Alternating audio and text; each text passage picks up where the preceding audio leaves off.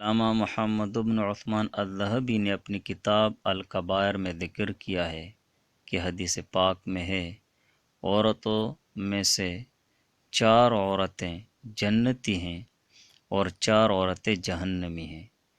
جو 4 عورتیں جنتی ہیں وہ یہ ہیں: پہلی وہ عورت جو پاک دامن ہو، اللہ کی اطاعت گزار اور شوہر کی تابع دار ہو۔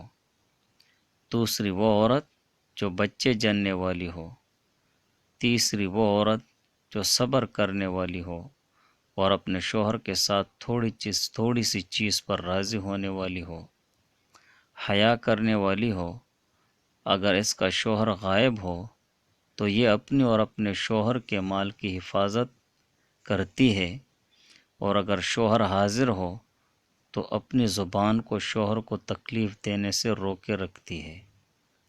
چوتھی وہ عورت جس کا شوہر وفات ہو جائے اور اس کی چھوٹی اولاد ہو تو خود کو بچوں کے لیے روکے رکھے اور ان کی تربیت کرے، ان سے اچھا سلوک کرے، اور اس ڈر سے شادی نہ کرے کہ یہ بچے ضائع ہو جائیں گے۔ اور جو 4 عورتیں جہنمی ہیں، پہلی وہ عورت جو شوہر پر زبان دراز ہو، یعنی بد زبان ہو۔ اگر اس عورت کا شوہر غائب ہو تو یہ اپنی حفاظت نہیں کرتی، اور اگر شوہر حاضر ہو تو یہ اس کو اپنی زبان سے تکلیف دیتی ہو۔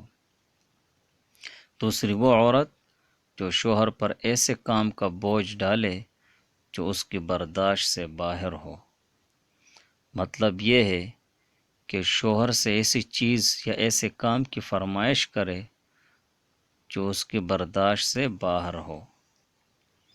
تیسری وہ عورت جو خود کو مردوں سے نہیں چھپاتی ہو اور گھر سے زیب و زینت کر کے نکلنے والی ہو۔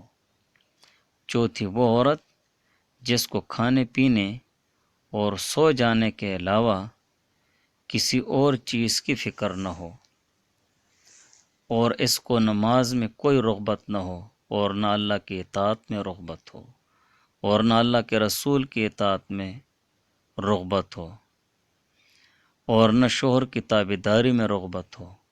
بس جب ایک عورت ایسی ہو اور اپنے گھر سے شوہر کی اجازت کے بغیر نکلے تو یہ ملعونہ ہوتی ہے، یعنی اس پر لعنت کی گئی ہوتی ہے اور جہنمیوں سے ہوتی ہے، مگر یہ کہ اللہ تعالیٰ کو توبہ کر لے۔